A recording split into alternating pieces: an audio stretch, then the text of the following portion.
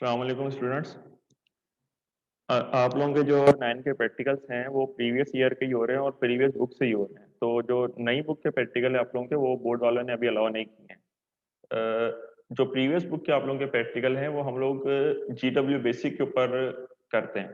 ठीक है, उनके जो प्रैक्टिस है या उनका जो जो करवाए जाते हैं वो जीडब्ल्यू बेसिक के ऊपर करवाए जाते हैं। उनका प्रिंट भी जीडब्ल्यू बेसिक से लिया जाता है।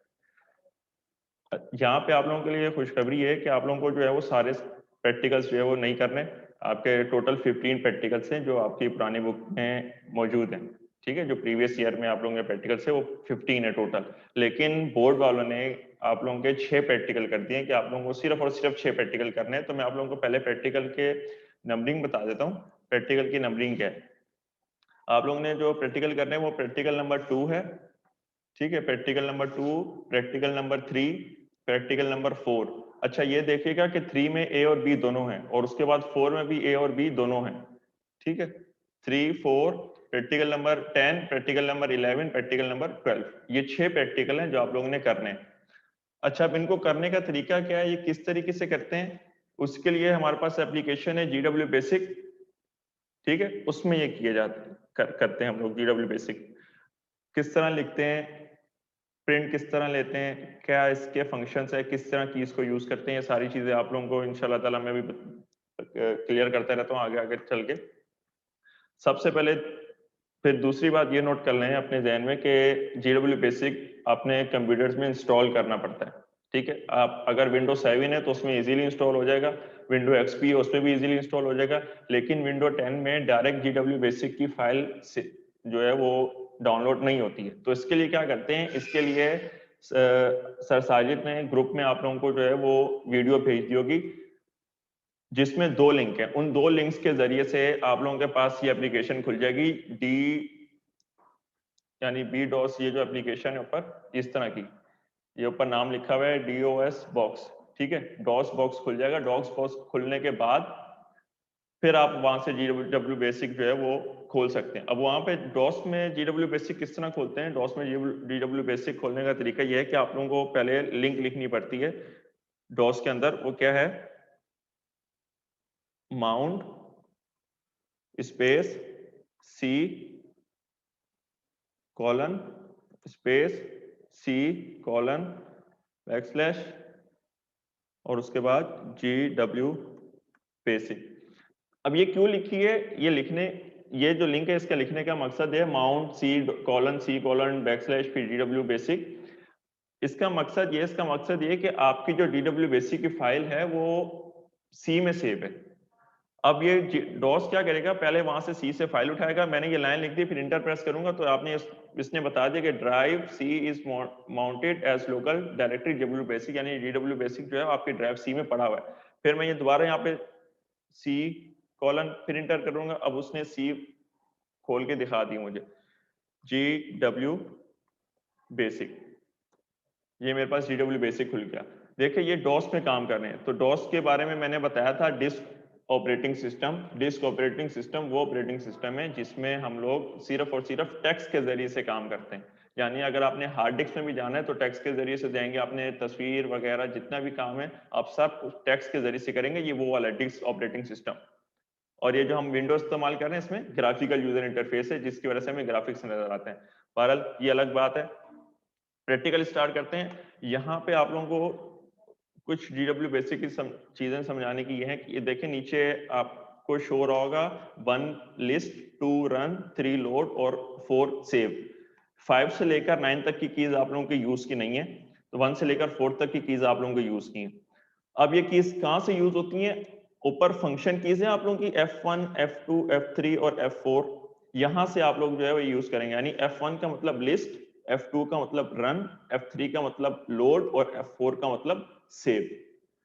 F1 से क्या होता है, F2 से क्या होता है, F3 से क्या होता है, F4 से क्या होता है, ये अब जब आगे जाएंगे तो बात करेंगे। बहरहाल नाम से भी पता चल रहा है, यानी F1 से लिस्ट आ जाती है, F2 से रन होता है प्रोग्राम, F3 से लोड होता है और F4 से सेव होता है। F4 से सेव करने के बाद F3 दबाते हैं, लोड होता है, लोड करने के बाद F1 दबाते हैं तो उस सेव हुई हुई प्रोग्राम की हमारे पास लिस्ट आ जाती है और F2 से फिर हम उसको रन कर देते हैं। लेकिन उससे पहले हमें वो प्रोग्राम लिखना पड़ता है। तो ये सारी बातें पहले अपने पास नोट कर लिएगा। ना समझ आए तो वीडियो प्रीवियस से या जहां से नहीं समझ आई वहां से देख लिएगा। मैं कोशिश करूंगा कि हर चीज आपको ऑलरेडी समझा दूं। यहाँ पे आप लोगों को इस प्रैक्टिकल्स में रट्टे मारने की जरूरत नहीं है, बहुत आसान प्रैक्टिकल है ये, उसकी निस्बत बिल्कुल आसान प्रैक्टिकल है, इतने ज्यादा मुश्किल नहीं है, कोई इतना रॉकेट साइंस नहीं है इसमें।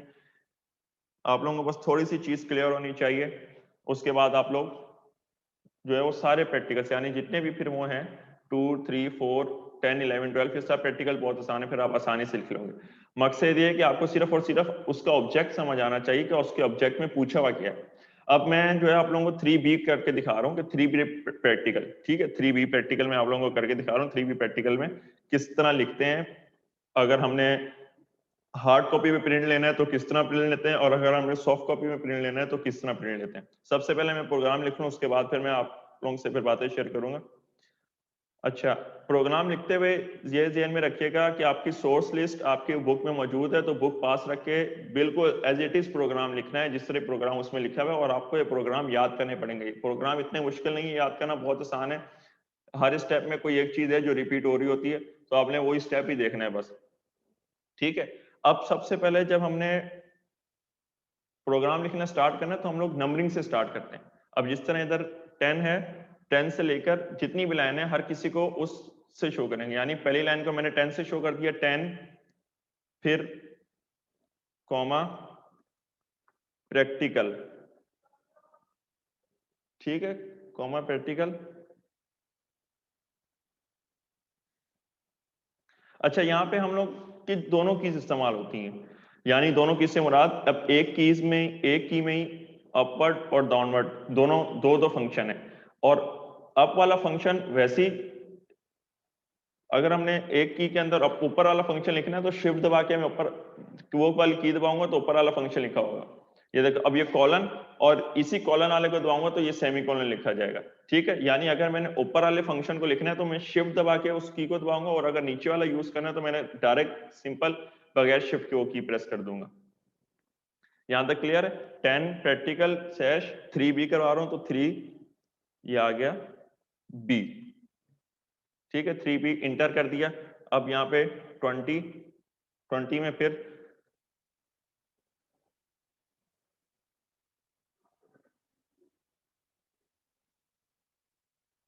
CLS। अच्छा, ये बात ध्यान में रखिएगा कि आपने अगर GW बेसिक में काम करना है तो सिर्फ और सिर्फ कैपिटल लेटर्स में काम करना है, स्मॉल लेटर्स में GW बेसिक पे काम नहीं होता, ठीक है। 30 में हमारे पास आ जाएगा इनपुट। अच्छा, उसके बाद इनपुट की स्टेटमेंट हर प्रोग्राम में सेम रहेगी। इनपुट की स्टेटमेंट किस तरह लिखी जाती है? इनपुट की स्टेटमेंट इन्वर्टेड कॉमास में लिखी जाती है। आप सबसे पहले इन्वर्टेड कॉमा लगाएंगे, ठीक है, इन्वर्टेड कॉमास लगा दिया। इन्वर्टेड कॉमास लगाने के बाद जो इनपुट की स्टेटमेंट में अंदर लिखा हुआ है, यानी सबसे पहले inter first number, inter first number. उसके बाद इन्वर्टेड कॉमा बंद नहीं करने, इन्वर्टेड कॉमा बंद नहीं करने, सबसे पहले आप लगाओगे कॉलन, कॉलन के बाद आप लगाओगे इन्वर्टेड कॉमा, और उसके बाद आप लगाओगे सेमी कॉलन। ये एक इनपुट लिखने का मेथड है, इनपुट की स्टेटमेंट लिखने का। हर सोर्स लिस्ट में और हर प्रोग्राम में, यानी 2, 3, 4, 12, 10, 11, 12 इन 6 के 6 प्रैक्टिकल्स में इनपुट इस तरीके से ही लिखा जाएगा। इन्वर्टेड कॉमास को ओपन किया, आपने इनपुट के अंदर जो भी लिखना है वो लिख दिया, यानी इंटर फर्स्ट नंबर। बंद करने से पहले कॉलन लगाना है, फिर इन्वर्टेड कॉमास क्लोज, उसके बाद सेमी कॉलन। तो यहाँ पे रट्टा मारने की जरूरत नहीं, हर इनपुट स्टेटमेंट इसी तरीके से लिखी जाएगी। और जब इनपुट स्टेटमेंट हमारे पास खत्म हो जाती है तो हम लास्ट में उसको किसी ना किसी सिंबल से रिप्रेजेंट कर देते हैं। तो यहाँ पे मैं इसका सिंबल दे देता हूं, इंटर फर्स्ट नंबर यानी नंबर 1, ये मैंने उसको लास्ट में NO1 से रिप्रेजेंट कर दिया। उसके बाद 40 में आऊंगा, सेम इसी तरीके से input inverted commas inter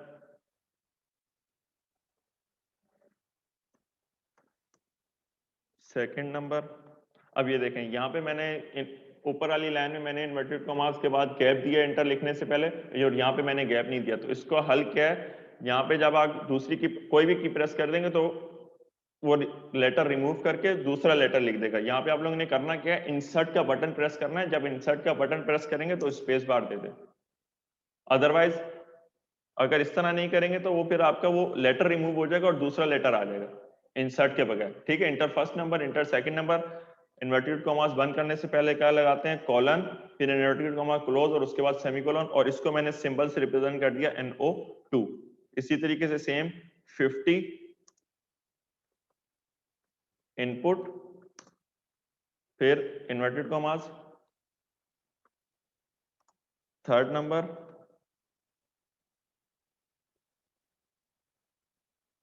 inter third number.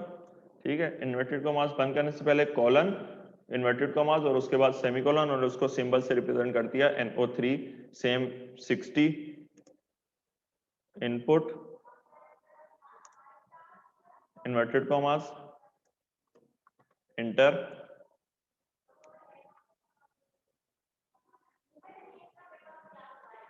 Inter fourth number, colon, inverted commas, semicolon और नंबर 4 NO4। अच्छा, अब 3B में हमें करने के लिए क्या दिया है, 3B में हमें उसने बोला है कि write a program to find out the average of any 4 number. हमें कोई भी 4 नंबर यूजर से लेने के बाद हमें उसका क्या करना है, हमें उसका एवरेज निकालना है, यानी 4 नंबरों की हमने एवरेज फाइंड करनी है। तो उसके लिए हम लोग ये प्रोग्राम बना रहे हैं। सबसे पहले हम लोगों ने इनपुट ले लिया, 4 नंबर इनपुट ले लिए, फर्स्ट, सेकंड, थर्ड, फोर्थ। उसके बाद क्या करना है, उसके बाद एवरेज का फॉर्मूला बताना उसको कि एवरेज का फॉर्मूला क्या है। एवरेज का फॉर्मूला क्या होता है, एवरेज का formula total divided by numbers, यानी आपके जो जो 4 नंबर है उनको प्लस सम कर दें और उनकी जो क्वांटिटी है उससे डिवाइड कर दें। ठीक है, उसका फॉर्मूला लिखते हैं TOTAL, यानी टोटल आपका जो हो जाएगा वो किसके बराबर हो जाएगा, इक्वल्स टू NO1 प्लस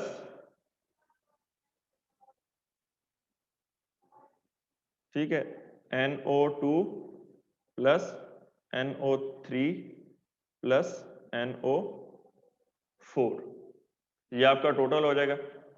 उसके बाद टोटल लेने के बाद क्या करना है, टोटल लेने के बाद आपने एवरेज का फॉर्मूला देना है। एवरेज का फॉर्मूला हमें पता है कि एवरेज जो है वो किसके बराबर है, एवरेज इक्वल्स टू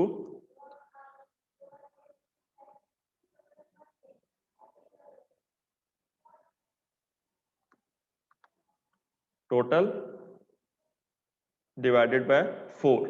ठीक है, ये एवरेज का फॉर्मूला, यानी जो आपका जो नंबर है उन सबको प्लस करने के बाद उनकी क्वांटिटी से डिवाइड कर देना।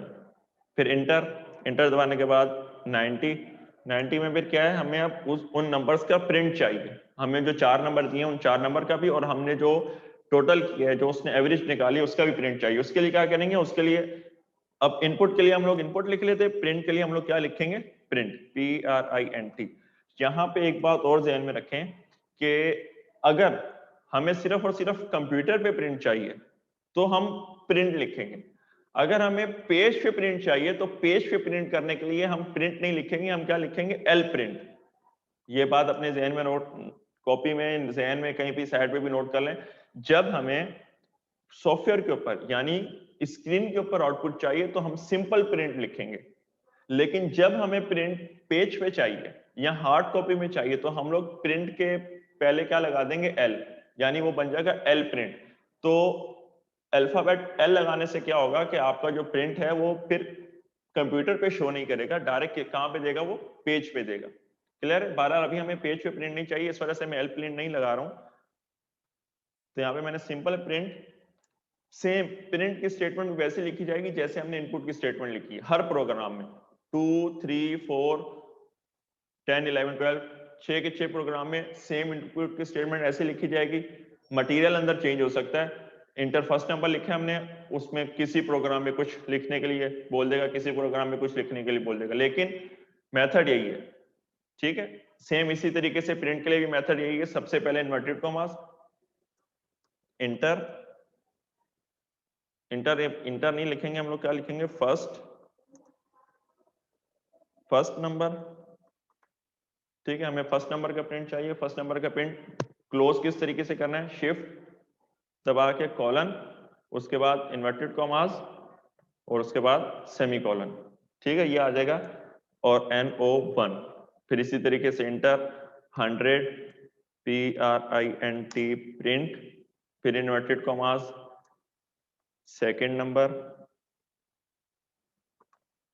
नंबर में सेम उसी तरीके से पहले कॉलन, फिर इन्वर्टेड कॉमास, फिर सेमीकोलन, NO2, फिर inter 1110 PRINT print, inverted commas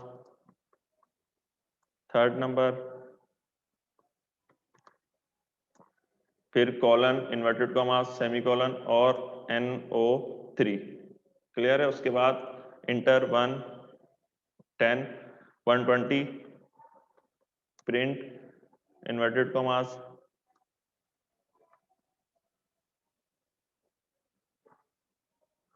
fourth number NO4 inter. 130 पे क्या करेंगे? 130 में हमें क्या चाहिए? 130 में हमें एवरेज का भी प्रिंट चाहिए, तो उसके लिए क्या करेंगे? प्रिंट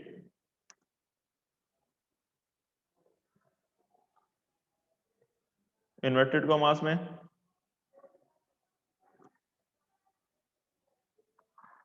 एवरेज, फिर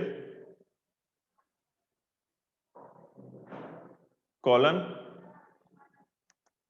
इन्वर्टेड कॉमास, सेमीकोलन, और आगे जो उसकी शॉर्ट फॉर्म आ जाएगी वो AVG, जो हमने ऊपर भी इस्तेमाल की है। क्लियर है यहां तक? 130। और उसके बाद हम अब सारी चीजें हो गई, हमने एवरेज का भी प्रिंट ले लिया। 140 पे क्या हो जाएगा? Programme and. क्लियर है यहां तक? ये हमने 3B प्रैक्टिकल पूरा लिख लिया। हर प्रैक्टिकल सेम इसी तरीके से लिखा जाएगा। अब इसको क्या करना है? इसको रन करना है। अच्छा, अब सबसे पहले ये बात देख लें कि रन करने से पहले सेव करने के लिए क्या मेथड है, फिर उसके बाद लोड, रन, लिस्ट, इसके लिए क्या मेथड है। सबसे पहले हमने जाना है, अगर इसको सेव करना है तो इंटर दबा के यहाँ उसी लाइन में क्या करते हैं? F4 प्रेस करते हैं। तो इस तरीके से F4 से हम लोग सेव कर लेते हैं। ठीक है, अब अगर मैं F4 दबाऊंगा, प्रेस करूंगा, तो सेव का ऑप्शन आ गया मेरे पास। सेव का ऑप्शन आ गया तो मैंने यहाँ पे फाइल का नेम देना है। मैं यहाँ पे फाइल का नेम देता हूँ 3B। इंटर कर दिया, ये फाइल सेव हो गई है मेरे पास।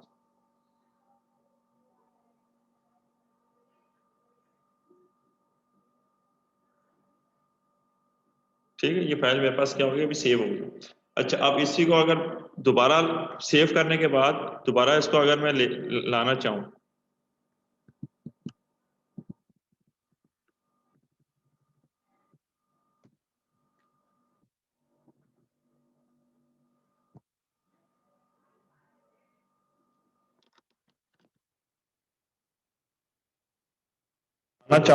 तो सेव करके मैंने फाइल का नाम दे दिया। ठीक है, इसने ओके दे दिया, यानी आपकी फाइल सेव हो गई है। ठीक है, आपकी फाइल सेव हो गई है। फाइल सेव हो गई तो फाइल सेव होने के बाद फिर लोड करते हैं। लोड किससे करते हैं? लोड करते हैं F3 से। F3 से लोड कर दिया मैंने। ऊपर सेव में इसका क्या नाम दिया हुआ है? 3B। मैंने वही नाम दे दिया इसका 3B। अब देखें, लोड करने के बाद इसने 3B ऑफ कर ओके कर दिया, यानी ये आपकी फाइल सेव थी, मैंने लोड की तो आपकी फाइल लोड हो गई। अगर मैंने अब उस फाइल की लिस्ट लेके आनी मुझे, तो मैं क्या करूंगा? मैं F1 प्रेस कर दूंगा। F1 प्रेस करके इंटर कर दूंगा। ये देखें, दोबारा मेरे पास उसकी लिस्ट आ गई। क्लियर हो गया? अच्छा, अब यहाँ पे जो है वो कुछ चीजें ऐसी हैं कि हमें जब आउटपुट लेना होता है, आउटपुट लेते हुए हम लोग जो है सोर्स प्रोग्राम, यानी जो हमने लिखा है सब कुछ, ये भी प्रिंट लेते हैं, और इसका रिजल्ट जो आता है वो भी प्रिंट लेते हैं। अब रिजल्ट तो प्रिंट लेने का तरीका हमें पता चल गया कि हम लोग सोर्स लिस्ट लिखते हुए प्रिंट से पहले एल लगा देंगे। अगर हमें ये लिस्ट प्रिंट लेनी है तो फिर हम क्या करेंगे? फिर हम लोग एल लिस्ट कर देंगे, तो ये सोर्स लिस्ट का भी प्रिंट ले लेगा। यहां तक क्लियर है? अगर हमें सोर्स लिस्ट का प्रिंट चाहिए तो हम क्या करेंगे? एल दबा के, यानी एल अल्फाबेट यूज करके आगे क्या लिख देंगे? लिस्ट लिख देंगे। एल लिस्ट लिख देंगे तो हमारे पास सोर्स लिस्ट का भी प्रिंट आ जाएगा। और अगर हमें इसका रिजल्ट का प्रिंट लेना तो फिर क्या करेंगे? हर प्रिंट स्टेटमेंट से पहले क्या लगा देंगे? एल। तो फिर हम उससे क्या होगा? फिर हमें सॉफ्टवेयर पे यानी कंप्यूटर पे या स्क्रीन पे शो नहीं होगा, फिर डायरेक्ट हमें वो रिजल्ट किस पे मिल जाएगा, हार्ड कॉपी पे। अच्छा, अब इसको प्रोग्राम को रन करके देखते हैं। F2 दबा दे, F2 से प्रोग्राम क्या हो गया, रन हो गया। रन हो गया, इंटर फर्स्ट नंबर मांग रहे हैं, इंटर फर्स्ट नंबर मांग रहे हैं, मैंने फर्स्ट नंबर क्या दे दिया 4, फिर इंटर प्रेस कर दिया, सेकंड नंबर मैंने दे दिया 9, इंटर प्रेस कर दिया, थर्ड नंबर मैंने 4, इंटर और 5, ठीक है। यानी अब उसने मुझे क्या बोला कि फर्स्ट नंबर मेरा 4 है, सेकंड नंबर मेरा 0 है, थर्ड नंबर मेरा 0 क्योंकि 4 और 4 दोनों सेम हो गए। यहाँ पे मैंने इस वजह से ये नहीं लिखा है ताकि आप लोगों को पता चल जाए कि दो सेम नंबर लिखने से भी, अच्छा फर्स्ट नंबर 4 हो गया, सेकंड नंबर 0 हो गया, क्योंकि मैंने उस पर कुछ भी नहीं लिखा, मैंने 9 लिखना था, मैंने 9 नहीं लिखा। थर्ड नंबर पे फिर 0 हो गया और फोर्थ नंबर मेरे पास क्या आ गया 5 आ गया। तो टोटल क्या हो गया, फोर्थ नंबर उसने ऐड नहीं किया इधर, टोटल में उसने ऐड कर दिया 13, यानी 5 और 4 और 4 13 हो गया, टोटल हो गया मेरे पास 13। 13 का जब मैंने एवरेज लिया तो मेरे पास कितना आ गया 3.2, ये मेरे पास इसका आउटपुट आ गया पूरे प्रोग्राम का। ठीक है, यहां तक क्लियर है। ये ऐसे प्रोग्राम लिखा जाता है, यानी आपको सोर्स लिस्ट याद करनी पड़ेगी। सोर्स लिस्ट जब लिखेंगे तो सोर्स लिस्ट लिखते हुए ये ध्यान रखना, अगर आपने रिजल्ट प्रिंट आउटपुट पे लेके जाना है तो हर प्रिंट स्टेटमेंट से पहले एल लगा देंगे, और इसी तरीके से लिस्ट से पहले एल लगा देंगे। तो दोनों सूरतों में होगा क्या, एल लगाने से, एल अल्फाबेट यूज करने से, कि मेरा लिस्ट और उस सोर्स लिस्ट का रिजल्ट दोनों हार्ड कॉपी पे चले जाएंगे। अगर मैं प्रिंट से पहले भी एल नहीं लिख रहा हूं और लिस्ट से पहले भी एल नहीं लिख रहा हूं तो फिर क्या होगा, वो फिर सिर्फ स्क्रीन तक महदूद रहेगा, वो पेज के ऊपर कभी भी नहीं आएगा। यहां तक क्लियर है। और हम इसका जो प्रिंट लेने के लिए जो हम लोग प्रिंटर यूज करते हैं वो है डॉट मैट्रिक्स। उम्मीद है यहां तक जो है आप लोगों को काफी सारी चीजें समझ आ गई होंगी।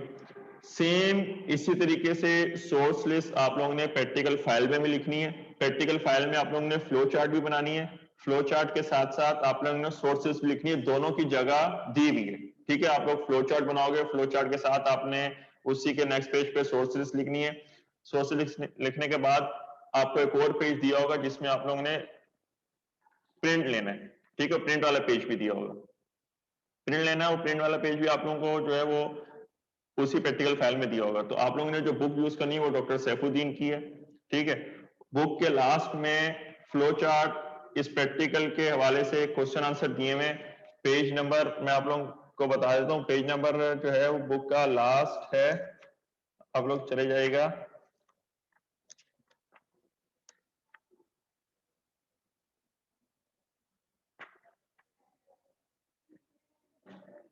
पेज नंबर 34, 35, यहाँ पे आप लोगों को जो है वो बेसिक क्वेश्चन आंसर दिए हुए फ्लो चार्ट के हवाले से, ये देख लिएगा।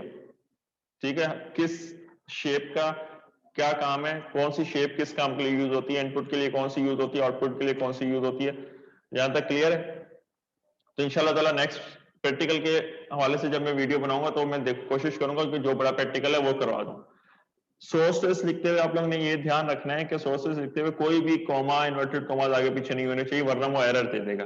एरर दे देगा, एरर दे देगा, तो आपको वो एरर पहले रिमूव करना पड़ेगा, वो फिर आपका वो प्रोग्राम रन करेगा। यहां तक क्लियर है। मिलते हैं इंशाल्लाह ताला नेक्स्ट वीडियो के साथ। नेक्स्ट वीडियो में कोशिश करूंगा जो बड़ा प्रैक्टिकल है वो लेंदी प्रैक्टिकल है वो करवाएं, कोशिश करवाऊं आप लोगों को कि उसमें और सारी जो बातें हैं यही दोबारा रिपीट कर दूंगा, किस तरीके से प्रोग्राम सेव होता है, रन होता है, लोड होता है, दोबारा इसी तरीके से मैं आप लोगों के साथ शेयर कर दूंगा। ठीक है, अल्लाह हाफिज।